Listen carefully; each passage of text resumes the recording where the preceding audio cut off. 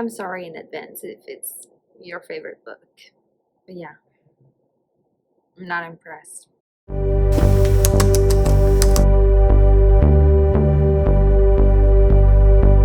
Hi everyone, welcome back to my channel. My name is Pam, and today's video is going to be my most disappointed books of 2021. So for 2021, I read some amazing books. I read some shitty books. I already did 3 videos on my favorite fiction, my favorite nonfiction books, and my least favorite books of 2021. Today I'm gonna talk about the most disappointed, but the other ones I'm gonna leave it at the eye so you can check it out if you're interested. And yeah, so I have 4 books here to talk about. You know, it's not that much, so basically it was kind of a good year, 2021. I'm saying they're disappointing books because I expected more, basically. I wanted more from these books. I thought I would like them more than I actually did. And they're not bad. They're not bad books. They're not like the worst of the worst. I'm not gonna roast those books here. Basically, they're pretty much like 3-star books, which are okay. Not great, not amazing, but not like trash, you know. So the first book I'm gonna talk about is House of Lease by Mark Z. Danielewski. This one I read in March, and I'm really impressed with myself, and I'm really surprised with myself that I've read this book, because this is a behemoth, okay? This is intense to read, and it's really, really dense, and you really have to be in a mindset of focus and be completely there with your brain to really understand that book. I'm saying here that I was disappointed because I expected more. I thought, you know, this book is really known and it's like really popular and it's like everyone's favorite book, and you know, it was described as a weird book, like something happened in this weird house and it's weird, and I love weird and I love weird books, okay? I really love them. I love just going into a story, whether it's either in a book or a movie. I love also like weird movies. I love going into a story and not knowing where we're going and be left on like questions. I love that. I love that so much. But this was just extra weird. Like really weird. I absolutely love the story that was set in like the house. So basically it's like 3 stories, I would say. We're following like Johnny's story, which I hate. I hate Johnny. Worst character ever. I just don't like it. I just don't like him at all. He's not my favorite at all. We're following this family in this house. That was my favorite part of the story. I really love going into the house and like investigating the house and this like hallway, and I love that part. Absolutely loved it. That was basically what kept me going, because I think I would have DNF'd that book otherwise. And then we're following kinda this old man who basically put all of this together in like a book, I think.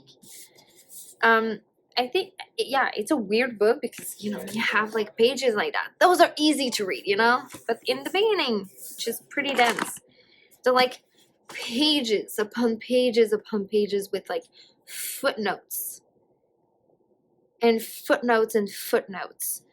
And like you have to go back to the appendix, which have like pictures and letters and stuff, and it's weird. And there's a part of it, I want to see, yeah, there's part of it, like part of the story that you have to read like that way with a mirror. it's a weird book, okay? But like I said, I really love the story with the family and the house. I just didn't like Johnny's story. And basically, pretty much all of the footnotes are from Johnny. So if I ever reread this book, and I might in the future, I think I'm only gonna read the house part. And maybe I could read like only Johnny's part, but I really don't want to. So maybe I would understand more of the story and why it's so loved. Yeah, I was just disappointed, which is sad, and I'm happy to say that I read House of Leaves. Like, that's an accomplishment. Next one is another big book. It is A Feast for Crows by George R.R. Martin. This book took me so long to finish. It took me 221 days to finish this. It's a lot, okay? I started this back in October 2020 and I finished it in May 2021. And like I said, it was a 3 stars. It was not like amazing. It wasn't like bad either. You know, after A Storm of Swords, which is the 3rd book, which was really good, A Feast for Crows was really a letdown. In this one, we're not following like any of my favorite characters. We're following in this one like Arya, which I really love her story, but we're following Samuel, which I'm like, I don't care. We're following Jamie, which I'm like, kind of don't care. We're following Brienne, which I love, but her story in this one was just not great. We're following Cersei, which I really enjoyed, but yeah. We're following other characters, like random characters. We don't know what happened to Jon. We don't know what happened to Daenerys at this point. We don't know what happened to Sansa at this point either. So I'm just like, and not Tyrion either. So I'm just like, ugh, it was kind of a letdown. I knew going into it that all the characters that I listed were not included in this one, but I was still disappointed because it was a really slow paced book. It was boring, kinda, at some point, and yeah, it took me a while to finish because I was bored, basically.